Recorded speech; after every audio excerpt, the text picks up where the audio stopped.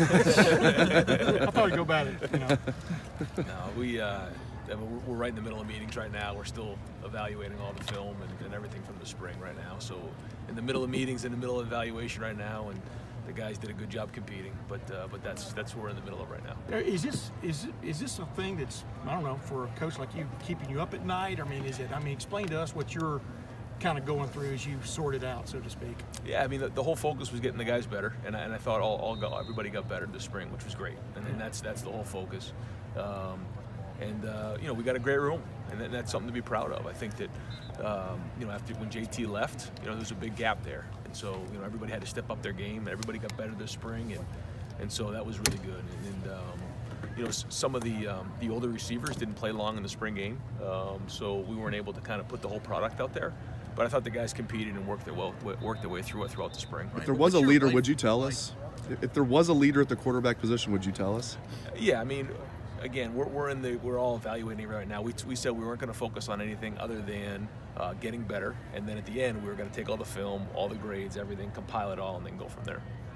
What's it like being you right now? Just being in the middle of this.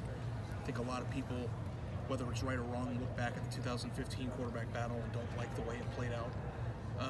Is there pressure? Is it tough? I mean, what's it just like being in your head right now, having to make this big decision?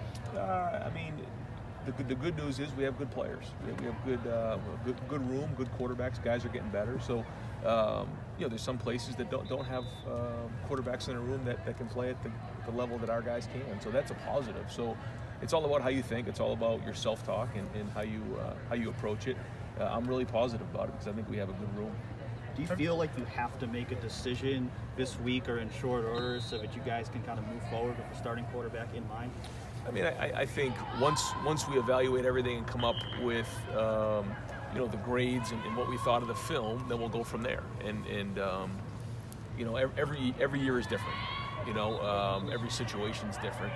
So once we get through all that, we'll kind of go from there. With Joe being able to graduate and transfer, does that push up the timetable a little bit? As far as I know, you still have a while. He doesn't graduate till like the end of May, but does that affect the timetable at all, Ryan? Joe said, and he wants to be a Buckeye, yeah. and he is a Buckeye, and he's shown loyalty here. So so that isn't really changing anything. But we are going to, again, like we said, in the middle of these meetings, go through it all and kind of figure out where everybody is in their evaluation from this spring. So we don't play a game until September, so there is a lot to be written that way with preseason and everything like that. But once we get through it, we'll have a better idea. And theoretically, the competition. Close to call, Coach. You think? I don't know once yet. You get to the end of the still road? still going through all that now. Hey Ryan, obviously you guys took film and stats and all the things that you saw on the field in this quarterback race. Do you guys as a staff ever weigh other things like off the field in terms of what that could do to your roster if Joe leaves? Do you put anything else into account? I think with a quarterback, a lot of it is leadership and some of the effect that they can have on the team, because it isn't just taking a ball and throwing it. There's a lot that comes with it. And so we talk about all the time about competitiveness, leadership, toughness, football IQ, decision making. So all of those things go into it. All of those things go into the culture of your offense, the culture of your team. He's the quarterback, he's the leader. And so we take that into consideration as well. Not just taking three in a hitch and throwing a speed out or being able to pull the ball and run it. It's the whole package, and so all of those things come into play when we evaluate the quarterback. And there's a lot of traits and characteristics that go with that. So not just when it comes to their leadership and intangibles and stuff, but there's a chance, depending on who you decide, is going to have an impact on your personnel, because people could leave. And I don't know if you guys have to weigh your roster and the things that are going to happen as a ripple effect potentially as a result of this decision as much as maybe who plays the best.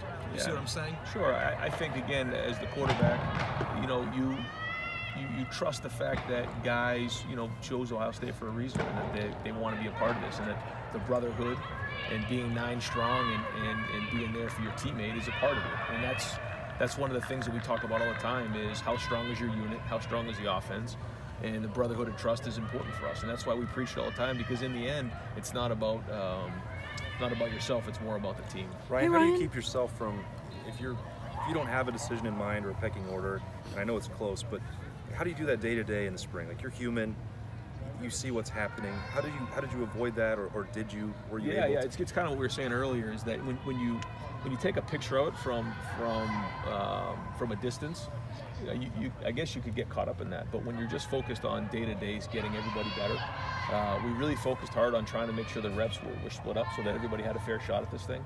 And that as long as everybody got better on a day-to-day basis, then you put a plus next to that practice in that day. Yeah.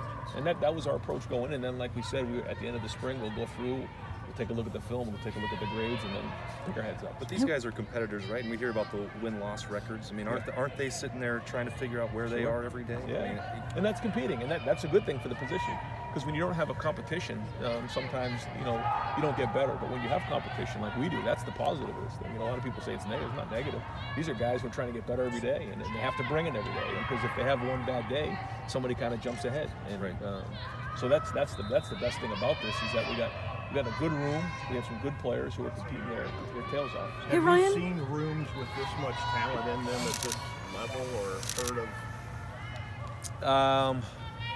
Hard for me to, I guess, compare some of the rooms I've had, NFL, college, and things like that. But this is a really talented group.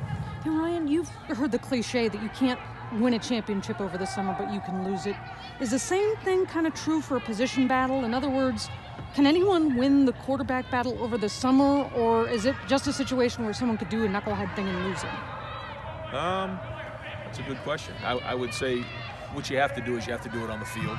You're not going to earn a spot when you're not on the field. However, there's a lot of work that can be done in the offseason, leadership-wise. Obviously, you can be some detrimental things that happen to you along the way that lead you to that. Because when you get on the field, you take the snap and you deliver the ball. It's more than just that one play that led into that. It's all the stuff that leads up to it, the training, the timing, the work you've done in the offseason, throwing with the receivers, the leadership things that go on. And so, to your point, I mean, you can get yourself to a position where you can be successful, or you can really screw yourself up if you don't work hard or if you get jammed up. Ryan, it sounds like there's at least a possibility that this competition could go into preseason camp. I know you're still evaluating everything. A lot of things are on the table. It sounds like that's at least a possibility that this competition could go into preseason camp. Regardless of how the evaluations come out, the guys are going to have to go in the preseason and compete anyways. I mean, there's months work of practice coming up here, and so regardless of how that plays out and who's ahead of who, they're going to have to go into the preseason and compete anyways, because if you go into the preseason and you don't do well, then obviously you're going to get affected by that as well. So it's a process, and we'll probably have a better idea here pretty soon. Could you see a scenario with both guys? I'm talking about, and I'm assuming that Dwayne and Joe, not necessarily in that order, are your top two. Maybe I'm wrong. Are you looking at all three? Yeah. At this point, I know you're evaluating all three. We're looking at all scenarios. Yeah. Everything under the sun we're looking at right now. Yeah. Yep. Well, Urban Meyer told us the other day he could see a scenario too, though, where Tate could see some time, no matter. I mean, just from a package standpoint, things like that. I mean, Guys have different skill sets, so we're looking at everything. Yep. Yeah. Yep. How do you evaluate the way that Tate threw the ball?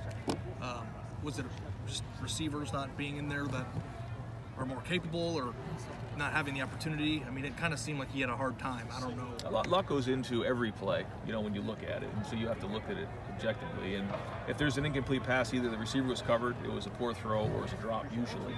But one of those three things. And so we've actually gone through all the incompletions and charted all those things to get an idea of that, because sometimes, especially in spring, when the older guys maybe aren't practicing as much, there's some younger guys in there running routes, and so that can be a little frustrating, or maybe some of the protection may break down. So we try to consider all that stuff into it. But Tate did improve as a passer from last fall to the first practice in spring till the end of spring. He did show a lot of improvement in some of his technique and getting his front foot down and throwing the ball. So that was good. Where did Joe get Last two Where did questions Joe for get Ryan. better from the beginning of spring to the end? Second half of the spring, did a nice job throwing the ball, making decisions. Did a nice job on the deep ball, and leadership as well. And then Dwayne, where did you see improve in him over 15 practices? Again, the more reps, the better for everybody. And command of the offense, getting the ball out on time, accuracy in the passing game. With Tate's running ability, do you work on any different packages with him that maybe you would with Dwayne and Joe? So in the spring, we were just running our offense and going through it. And so everybody was kind of running the same things. Coach, thank you very All right, much. Thanks, Ryan. Appreciate it.